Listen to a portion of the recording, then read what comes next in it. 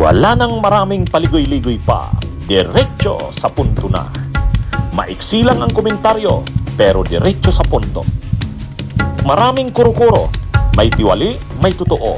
Dito, sa puntong diretso tayo. Punto, diretso.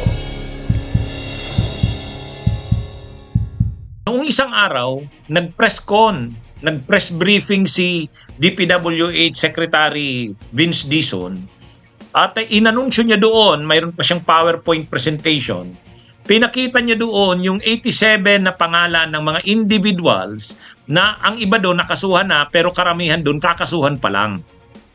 Yan daw yung nirekomenda ng DPWH o ng kanilang opisina na mga dapat kasuhan dito sa anomalya sa flood control. Kaya lang, ang medyo controversial doon, nangunguna sa mga pangalan na nandun, si dating House Speaker Martin Romualdez. Yun ang medyo controversial doon sa presentation ni DPWH Secretary Vince Dizon. Nangunguna yung pangalan, nauna pa nga sa pangalan ng mga senador eh. Nandun din yung pangalan ni Senador Jinggoy Estrada, Senador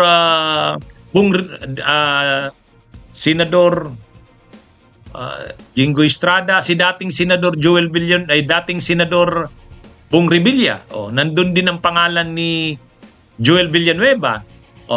Pero ang kapansin-pansin doon, nangunguna yung pangalan ng speaker. Kaya mayroong mga nagsasabi, bakit naman inuna ni DPWH Secretary Vince Dizon ang pangalan ni Speaker Martin Romualdez, ni dating Speaker Martin Romualdez? At saka, bakit isinama niya yon?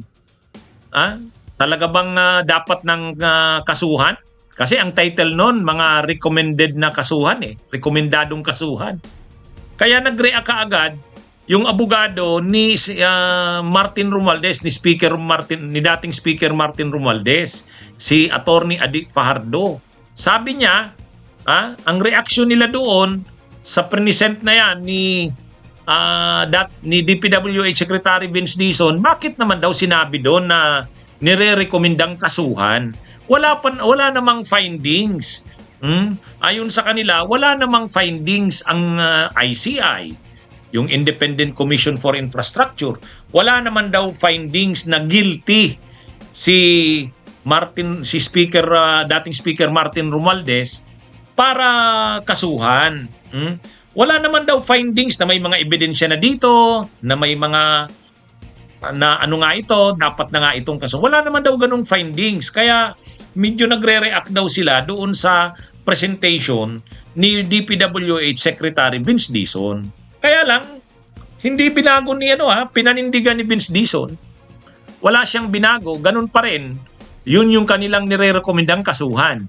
Ayon naman kay Secretary Vince Dizon, mayroong ebidensya para kasuhan si Romualdez. Kaya lang, ang magdi-decide pa rin yan ay ang ombudsman. So bahala na ang ombudsman kung talaga bang dapat kasuhan si Martin Romualdez. Pero sa kanila, kasama sa nirekomenda nila si Martin Romualdez para kasuhan. At mayroon daw silang ebidensya. Mayroon silang ebidensya. Kaya ano bang ibig sabihin nito? Medyo ba, alam naman natin, pag DPWH Secretary ka, alter ego ka ng presidente. The DPWH Secretary is the alter ego of the President. So parang pag sinabi mong alter ego ka, ang anumang ginagawa mo bilang Secretary ng DPWH, ang tinitingnan yan bilang ginagawa ng Presidente. Yung ginagawa ng Secretary, considered yan na act ng President. Yan yun, kasi alter ego ka. Ay ang President ng Pilipinas, si PBBM. Pinsan niya si Romualdez.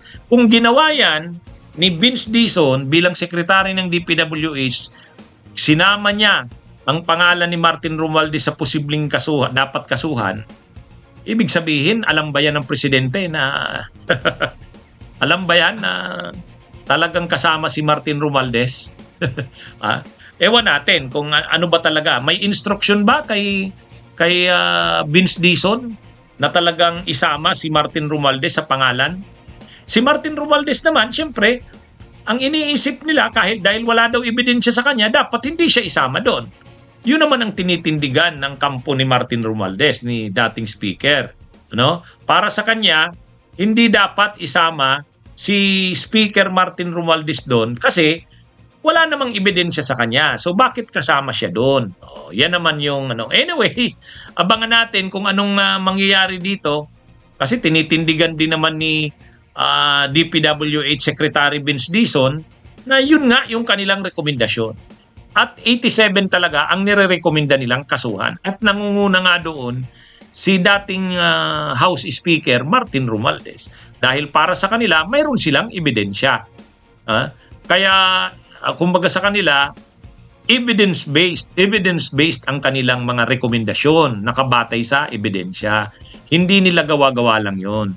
Ang ang ibig naman sabihin ng kampo ni dating Speaker Martin Romualdez, hindi dapat sinama doon ang pangalan ni Martin Romualdez kasi hindi pa naman daw napapatunayan. Wala naman daw ebidensya. Anyway, mukhang medyo medyo lalaki itong issue na to. Lalaki itong issue na to. Kasi pinapanindigan ng DPWH, walang mali sa ginawa nila. Talagang yun ang listahan ng nire-recommenda nilang mga dapat kasuhan. At nangunguna nga doon sa listahan si dating Speaker Martin Romualdez. At mayroon daw silang ebidensya. Kung ano yun, sinabmit na daw nila sa ombudsman eh. Kaya ang bola ngayon nasa ombudsman na. Aabangan natin ngayon. Aabangan natin ngayon sa ombudsman. Kasuhan kaya ng ombudsman si dating House Speaker Martin Romualdez. Yan yung malalaman natin. Kasi ang sabi ni Vince Dizon sa sinabmit nila sa ombudsman, may mga ebidensya sila. Kaya yung mga pangalan daw na nandun na nirekomenda nilang kasuhan, may mga ebidensya daw yun. Kasama na doon si Martin Romualdez, may ebidensya sila. Kung ano yon, hindi naman dinitalye ni Vince Dizon. Basta't mayroon daw. Hindi daw nila i-recommenda doon yung mga dapat kasuhan kung wala naman silang ebidensya. Kung anong gagawin ng ombudsman, malalaman natin yan. Bunyog, bunyog, halikan na kasama ka. Bunyog, kapag buklod ay may pag-asa. Luzon, Visayas, Mindanao, isa ang pananaw. Sa bagong Pilipinas ang bunyog isisigaw. Bunyog, bunyog.